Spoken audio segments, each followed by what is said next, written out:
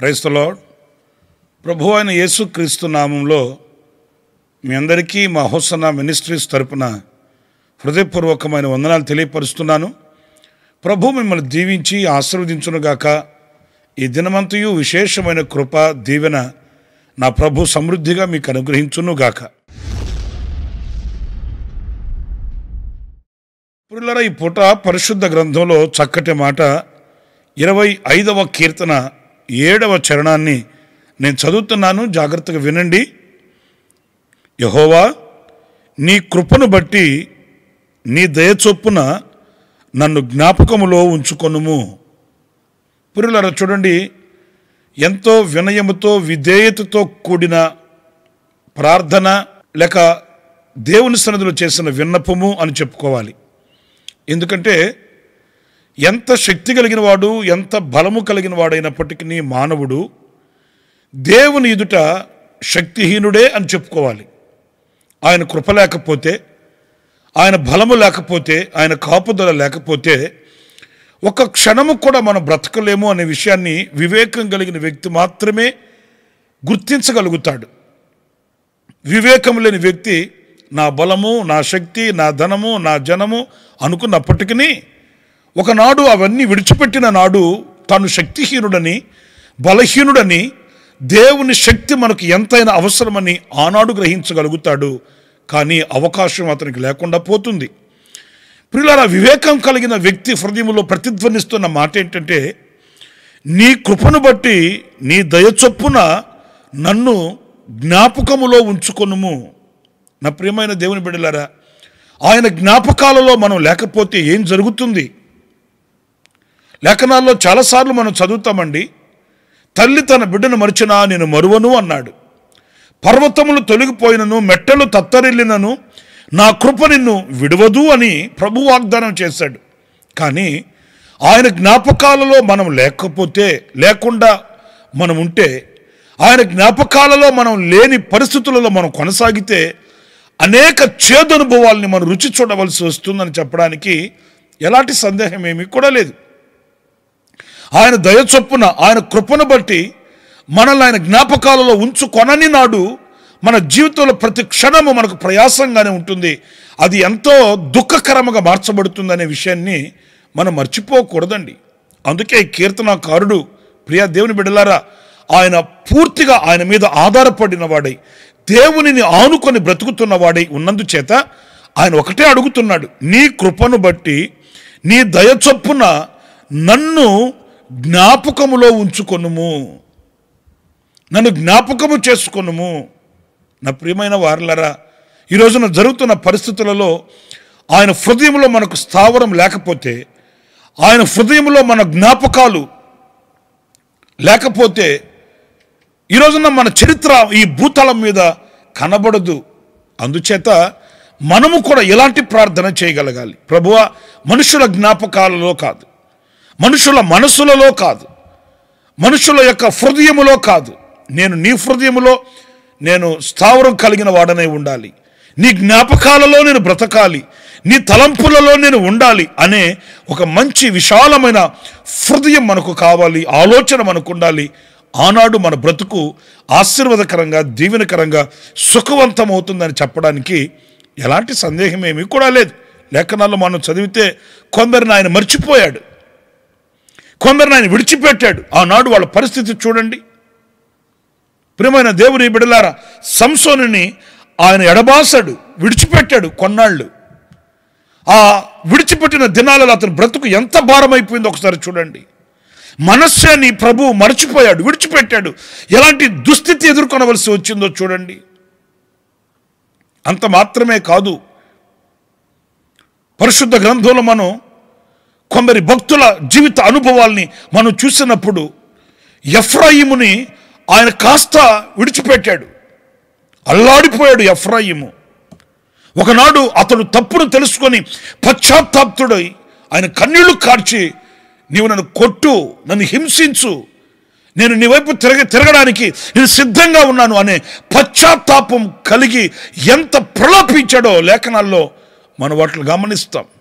నా ప్రియులారా, ఆయన జ్ఞాపకాలలో మనం లేకపోతే, ఆయన ఒక్క క్షణం మనల్ని విడిచిపెడితే మన బ్రతుకు ఎంత భారమైపోతుంది అనేది మనం గుర్తించాలి. నిలిచే నీడలేని పరిస్థితులు, ఆదరణ కలుగని పరిస్థితులు, ఈ దినము బ్రతికి ఉన్నామంటే రేపటి రోజున మన పరిస్థితి ఏంటో అనే ఒక ఆందోళనకరమైన అనుభవాలు ప్రియమైన వారులారా ఎదుర్కొనవలసిన పరిస్థితులు మన ఎదుట నిలుస్తాయని ఇదిగో ఈ రోజున జరుగుతున్నటువంటి అనుభవాలు మనకు పాఠాన్ని నేర్పుతున్నాయండి.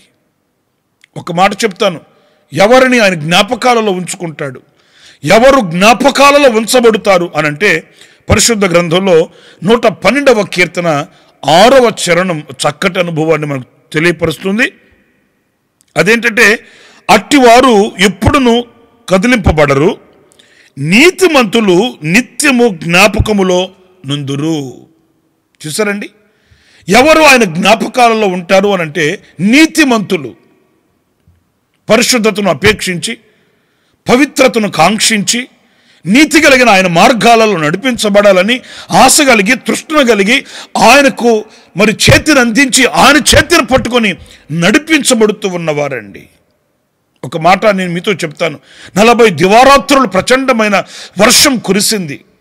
ఈ భూమిని ఆయన శుద్ధి చేయాలనుకున్నాడు. ప్రియులారా, వెంటనే ఆయన జ్ఞాపకాలలో ఎవరు వచ్చారో తెలుసండి? అదిగో నోవాహు, నీతిమంతుడైన నోవాహు ఆయన జ్ఞాపకంలోనికి వచ్చాడు, ఆయన జ్ఞాపకాలలో ఉన్నాడు.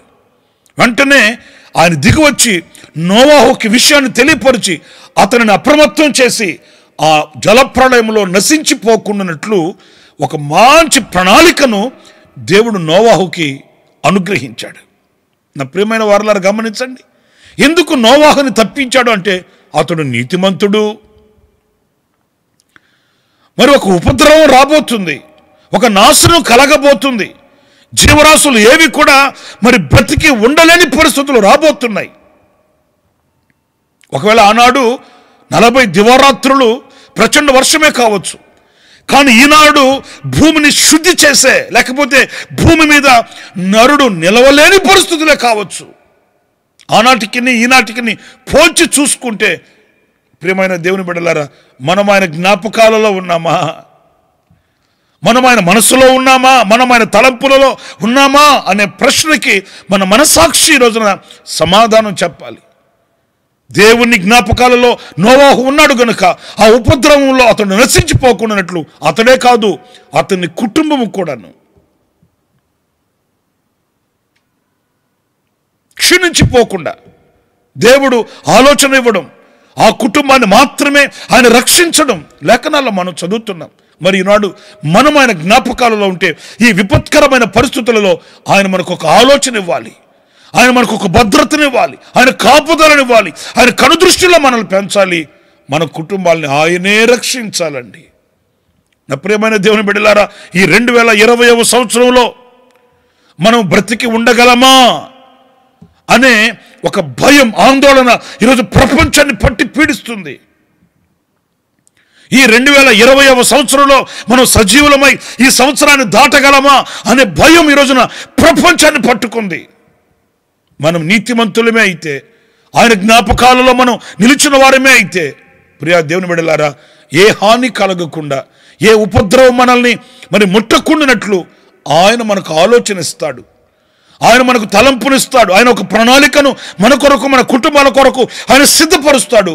ఆయనే మన రక్షణ దాతగా నిలిచి మనకు అపాయములో ఉపాయం చేత మనల్ని రక్షించి మనల్ని ఉన్నతమైన స్థితిలో ఆయన నిలబెడతాడు అని చెప్పడానికి సందేహమేమీ కూడా లేదు. చూడండి, సొదొమ గొమొర్రా పట్టణాన్ని ఆయన మరొక్కసారి శుద్ధి చేయాలనుకున్నాడు. వెంటనే ఆయన మనసులోకి ఎవరు వచ్చారు? అబ్రహాం జ్ఞాపకం వచ్చాడు. ఎందుకని? ఆయన నీతిమంతుడు గనుక. వెంటనే అబ్రహాముకి వచ్చి విషయం చెప్తున్నాడు. అబ్రహాం, సొదొమ గొమొర్రా పట్టణాన్ని నేను అగ్నితో కాల్చబోతున్నాను అన్నప్పుడు ప్రియులారా మనకు ఆశ్చర్యం కలుగుతుంది కదా. దేవుని మనసులోని ఆలోచనని ఒక నరునితో చెప్పడం ఏంటి? ఆయనకు అడ్డు చెప్పగలిగిన వాడు ఎవరున్నారు? ఆయన దేవుడు దిగివచ్చి అబ్రహాముకి చెప్పాల్సిన అవసరం ఏముంది అనంటే, అబ్రహాం దేవుని మనసులో ఉన్నాడు, ఆయన జ్ఞాపకాలలో ఉన్నాడు. ఈ విషయాన్ని నేను అబ్రహాముకి తెలియపరచకుండా దాచెదనా అనుకున్నాడట. ఎందుకంటే ఆయన గుండెల్లో అబ్రహాం ఉన్నాడు, జ్ఞాపకాలలో అబ్రహాం ఉన్నాడు. ఇదిగో ఈ రోజున మనం ఆయన జ్ఞాపకాలలో ఉండేటట్లు మనం ప్రార్థన చేసుకోవాలి. ఆ జ్ఞాపకాలలో మనం ఉండాలంటే మనం నీతిమంతులమై ఉండాలట. యేసు రక్తము చేత కడగబడిన వారమై, తండ్రి యొక్కయు కుమారుని యొక్కయు పరిశుద్ధాత్మ నామములో బాప్తిస్మం పొందిన వారమై, పరిశుద్ధాత్మ శక్తిని పొందిన వారమై, సంఘములో సంపూర్ణతను అపేక్షించుచు దేవుని సన్నిధిలో ఆధ్యాత్మికమైన వృద్ధిని పొందుకుంటున్న నీతిమంతుల జాబితాలో మనం నిలవాలి. ఆనాడు ఈ నీతిమంతులను ఆయన జ్ఞాపకాలలో ఉంచుకుంటాడట. మరొక మాట నేను మీకు జ్ఞాపకం చేస్తాను. అదేంటంటే మత్తయి సువార్త 26వ అధ్యాయం 7వ వాక్యం దగ్గర నుంచి మనం చదువుతూ వస్తున్నప్పుడు అక్కడ ఒక చిన్న చరిత్ర మనకు కనిపిస్తుందండి. యేసు ప్రభు ఓ ఇంట్లో కూర్చొని ఉన్నాడు. అంతలో ఒక స్త్రీ, ఆమె ఎక్కడి నుంచి వచ్చిందో పరిగెత్తుకుంటూ వచ్చి ఆమె విలువగల అత్తరు బుడ్డి తీసుకుని వచ్చి ఆయన భోజనమునకు కూర్చొని ఉన్నప్పుడు ఆయన తల మీద ఆ అత్తరుని పోసేసిందండి. ఇంక ఏమి ఆలోచించలేదు ఆమె. ఈయన భోజనానికి కూర్చొని ఉన్నాడే, ఈయన చుట్టూ చాలామంది ఉన్నారే, అయినా ఇంత విలువ కలిగిన అత్తరు తీసుకుని వెళ్ళి ఆయన తల మీద పోసేస్తే ఏముంది అట్లా అనుకోలేదు. ఎందుకంటే ఆమె ఆయనను అంతగా ప్రేమించింది. పూర్ణమైన సంపూర్ణమైన ప్రేమను ఆయన ఎడల ప్రత్యక్షపరిచింది. ఈ 7వ వాక్యం దగ్గర నుంచి మనం చదువుతూ వస్తున్నప్పుడు ఈ చరిత్ర కనిపిస్తుందండి.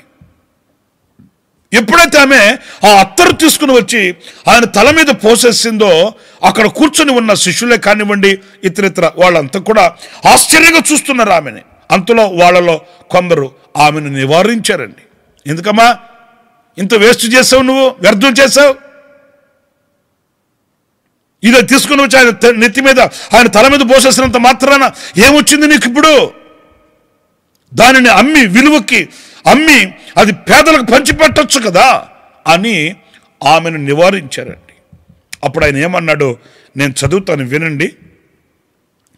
ఒక స్త్రీ మిక్కిలి విలువగల అత్తరు బుడ్డి తీసుకొని ఆయన యొద్దకు వచ్చి ఆయన భోజనమునకు కూర్చుండగా దానిని ఆయన తల మీద పోసెను. శిష్యులు చూచి కోపపడి ఈ నష్టం ఎందుకు? దీనిని గొప్ప వెలకు అమ్మి బీదలకివ్వవచ్చుననెను. యేసు ఆ సంగతి తెలుసుకొని ఈ స్త్రీ నా విషయమై ఒక మంచి కార్యము చేసెను. ఈమెను మీరెలా తొందర పెట్టుచున్నారు? బీదలు ఎల్లప్పుడూ మీతో కూడా ఉన్నారు, కానీ నేను ఎల్లప్పుడూ మీతో కూడా ఉండను. ఈమె ఈ అత్తరు నా శరీరము మీద పోసి నా భూస్థాపన నిమిత్తము దీనిని చేసెను. ప్రియులారా, ఈ మాట జాగ్రత్తగా వినండి. సర్వలోకమందు ఈ సువార్త ఎక్కడ ప్రకటింపబడునో అక్కడ ఈమె చేసినదియు ఈమె జ్ఞాపకార్థముగా ప్రశంసించబడునని మీతో నిశ్చయముగా చెప్పుచున్నానని వారితో అనెను. చూశారండి, ఈమె చేసిన దానికి ఈ సువార్త ఎక్కడ ప్రకటించబడుతుందో అక్కడ ఈమె మరువబడదు. ఏం చేసింది ఆమె అంటే, ఆమె అత్తరు తీసుకుని వచ్చి ఆయన తల మీద పోసిందని కాదు, కానీ అంత ప్రేమను వ్యక్తపరిచింది, పూర్ణమైన ప్రేమ. ఇంకా ఒక్క మాట మనం తలంచుకోవాలంటే, వీళ్ళు యేసు ప్రభుత్వనే తిరుగుతున్నారు, యేసు ప్రభుత్వనే ఉంటున్నారు, యేసు ప్రభు చేసే అద్భుతాలు వీళ్ళు కనులారా వీక్షిస్తున్నారు. ఇన్ని గొప్ప కార్యాలు చేస్తున్నప్పటికీ కూడా వీళ్ళు ఆయనను ప్రేమించే ప్రేమలో సంపూర్ణతను కలిగి ఉండలేకపోతున్నారండి. వాస్తవంగా ఆమెను ప్రశంసించాలి, ఆమెని అభినందించాలి. నా ప్రేమైన దేవుని బిడ్డలారా, చూడండి, మనం ప్రేమించే ఒక వ్యక్తి ఘనపరచబడుతుంటే మనకు ఎలా ఉంటుందండి? సంతోషంగా ఉంటుంది. ఒక్క మాట చూడండి, ఇప్పుడు ఆయనను ఆమె ఘనపరిచి ఆయనను ఆమె ప్రేమించి ఆయనను ఆమె ప్రశంసిస్తూ ఉంటే వీళ్ళు దాన్ని సహించలేకపోతున్నారు. చూడండి, ఎందుకమ్మా వ్యర్థం చేస్తావు అంటారండి. వ్యర్థం అండి? వాస్తవంగా వీళ్ళు ఆయనను పూర్ణంగా ప్రేమించే వాళ్ళైతే హృదయమందు సంతోషించేవాళ్ళు. ఇప్పుడు మన తమ్ముడు, మన అన్నయ్య, లేకపోతే మన చెల్లి, మన అక్కయ్య మంచి ర్యాంక్ వచ్చి వాళ్ళకి రికార్డులు వస్తున్నాయి అనుకోండి, ఎందుకంటే అనవసరంగా పాడు చేస్తున్నారు మీరు అంటామా? సంతోషిస్తాం, 10 మందికి చెప్పుకుంటాం. కానీ ఆ హృదయం వీళ్ళకి లేకపోయిందే. యేసు ప్రభుతోనే ఉంటున్నారు, ఆయనతోనే తిరుగుతున్నారు, మేము ఆయన సేవ చేస్తున్నాం అనుకుంటూనే వాళ్ళ హృదయాలలో ఇంకా ఏదో కొదువ ఆయనను ప్రేమించే ప్రేమలో. కానీ ఆమెలో లేదండి. ఆమె పూర్ణంగా ప్రేమించింది. నాకు ఎంత ఉంది, నాకు ఏముంది, రాబోయే రోజుల్లో నా పరిస్థితి ఏంటి, ఇది తీసుకుని వెళ్ళి ఆయన తల మీద పోసేస్తే మరి తర్వాత నేను ఎలా బ్రతకాలి, 4 రూపాయలు చేతిలో ఉండాలి కదా, ఇలాంటి ఆలోచనలు ఏమీ కూడా లేవండి. నేను ఆయనను అభిషేకించాలి, ఆయనను ఘనపరచాలి, ఆయనను నేను ఈ అత్తరు తీసుకుని వెళ్ళి ఆయన తల మీద పోయాలి. ఇంకా అంతే. ఆ ప్రేమలో ఆలోచన లేదు, సందేహం లేదు, ఫ్యూచర్ను గూర్చినటువంటి తలంపులు లేవు. నాకున్నదంతా తీసుకుని వెళ్ళి ఆయనకు సమర్పించాలి, ఆయనకు అప్పగించాలి, ఆయన సముఖంలో పానార్పణముగా పోయాలి. ఇదే ఆలోచన. అందుకని ఆయన అంటాడు, ఇలాంటి వారు నిత్యము జ్ఞాపకాలలో ఉంటారు. ఏదో తటస్థంగా ప్రేమించడం కాదండి, ఏదో ప్రతిఫల అపేక్ష కలిగి ప్రేమించడం కాదండి, లేకపోతే ఏదో దినాలు సాగుతున్నాయి అన్నట్లుగా ప్రేమించడం కాదు, కానీ పూర్ణమైన హృదయంతో, పూర్ణమైన మనస్సుతో ఆయనను ప్రేమించడం. అలాంటి వారు జ్ఞాపకాలు. ఎక్కడ ఈమెను గురించిన స్వార్థ ప్రకటించబడుతుందో, ఎక్కడ స్వార్థ సునాదము వినబడుతుందో అక్కడ ఈమెను గురించిన విషయాలు మరి ప్రకటించబడతాయి. ఈమె జ్ఞాపకాలలో ఉంటుంది అని యేసయ్య చెప్పాడు. ఈ రోజున మనం ఎలా ప్రేమిస్తున్నాం ఆయన్ని? తటస్థంగానా, ప్రతిఫల అపేక్ష కలిగా, లేక ఆయన దగ్గర ఏదో మేలులు పొందాలనా, లేక సంపూర్ణంగా ఆయనను ప్రేమించి ఈ రోజున యథార్థమైన హృదయం కలిగిన వారమై ఆయన జ్ఞాపకాలలో ఉండేటట్లుగా మనం ప్రవర్తిస్తున్నామా అనేది ఒక చిన్న ప్రశ్న. ఇంకొక చిన్న మాట కూడా నేను మీకు జ్ఞాపకం చేస్తాను. ఆ మాట చూడండి.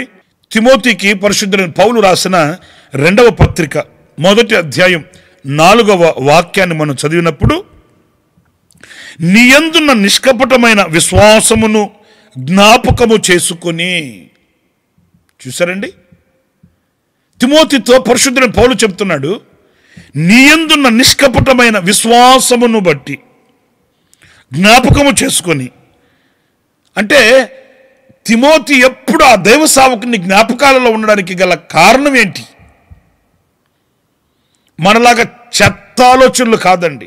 మా కులస్తుడు, మాకు సంబంధించిన వాడు, మా ఊరివాడు, మా పల్లెవాడు, మా గ్రామం వాడు, మాకు దూరం బంధువు, ఇలాంటి చెత్త ఆలోచనలు కాదు. దైవజనుని హృదయంలో ఈ తిమోతిని గూర్చిన జ్ఞాపకాలు నిలిచిపోవడానికి గల కారణం ఏంటంటే, అతడు నిష్కపటమైన విశ్వాసము గలవాడంటండి. కపటము లేని విశ్వాసం. అన్ని సాగుతూ ఉన్నంత వరకు ఒక విధమైన విశ్వాసము, ఏదైనా శ్రమ, కష్టం, కన్నీళ్ళు వచ్చినప్పుడు మరొక విధమైన విశ్వాసము, శ్రమలు, కన్నీళ్ళు, వ్యాధులు, వ్యధలు వచ్చినప్పుడు సందేహముతో కూడిన లేకపోతే అల్పమైన విశ్వాసం కలిగిన వ్యక్తి కానే కాదండి. కపటము లేని విశ్వాసం, నిష్కపటమైన విశ్వాసం. మనమంతా విశ్వాసులమే కాదనట్లే. బైబిల్ పట్టుకున్న వాళ్ళందరూ విశ్వాసులమే అని చెప్తారు. అయ్యా నేను పిశాచినయ్యా అని ఎవరు చెప్పరు. మనమంతా విశ్వాసులమే. ఎలాంటి విశ్వాసులం? నిష్కపటమైన విశ్వాసులమా, కపటమైన మనస్సు కలిగిన విశ్వాసులమా? కపటం అంటే ఎలా ఉంటుంది? మన పెద్దలు సామెత చెప్తుంటారు, ఏ గాలికి ఆ గొడుగు. లోకంలో ఉన్నప్పుడేమో అట్లా ఉండడం, దేవుని మందిరానికి వస్తే ఇలా ఉండడం, క్రైస్తవులు కనబడినప్పుడు ఒక మాట, లోకస్తులు కనబడితే మరొక మాట. ఇలా కాదు. కపటముగా ప్రవర్తించడం కాదు, కపటమైన బుద్ధి కలిగి ప్రవర్తించడం కాదు, నిష్కాపట్యమైన విశ్వాసం. నా ప్రియమైన దేవుని బిడ్డలారా, విశ్వాసము అనున్నది మన జీవితంలో ఒక విజయానికి సంకేతం.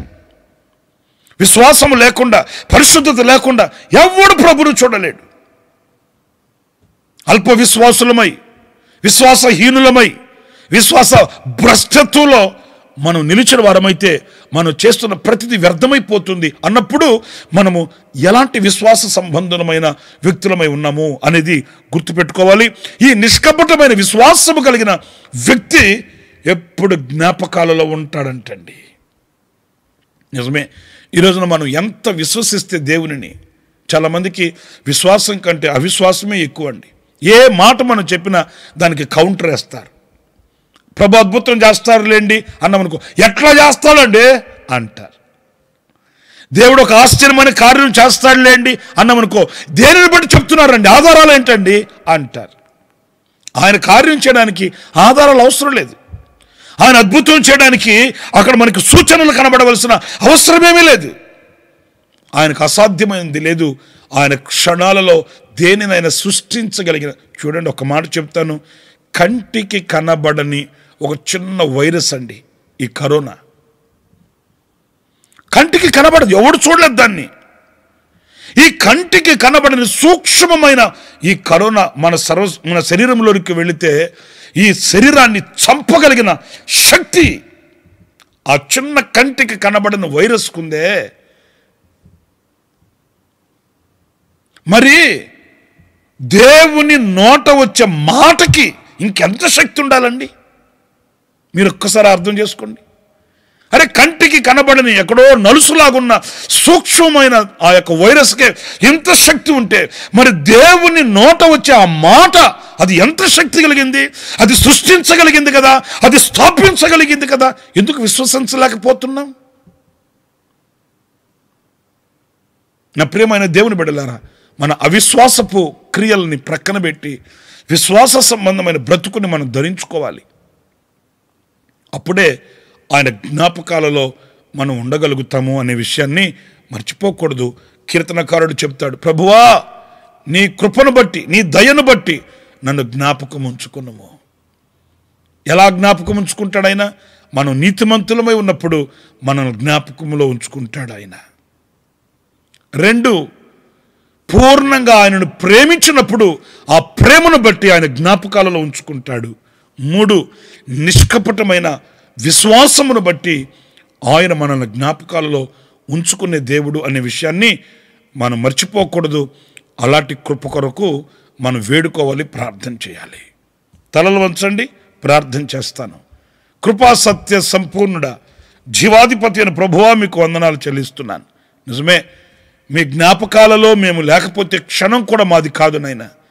మరొకసారి మమ్మల్ని మీకు అప్పగించుకుంటూ, మమ్మల్ని సరిచేసుకుంటూ, ఎలాంటి స్థితిగతుల మధ్యలో ఉంటే మేము మీ జ్ఞాపకాలలో ఉండగలుగుతామో మీ లేఖనాలలో నుంచి మమ్మల్ని మేము ప్రశ్నించుకుంటూ శిరస్సు వంచి నమస్కరిస్తూ ఉన్నాము. నీతిమంతులమై, పూర్ణమైన ప్రేమ కలిగిన వారమై, నిష్కాపట్యమైన విశ్వాసము కలిగిన వారమై మీ జ్ఞాపకాలలో మేము ఉండుటకు సహాయం చేయమని నన్ను, మమ్మల్ని మీ చేతులకు అప్పగించుకుంటూ యేసు నామములో ప్రార్థించి వేడుకొనుచున్నాను తండ్రి. Amen, amen, amen. ప్రభు మిమ్మల్ని దీవించి ఆశీర్వదించునుగాక. ఈ దినమంతయు విశేషమైన కృప నా దేవుడు మీకు సమృద్ధిగా అనుగ్రహించునుగాక. ఆమెన్.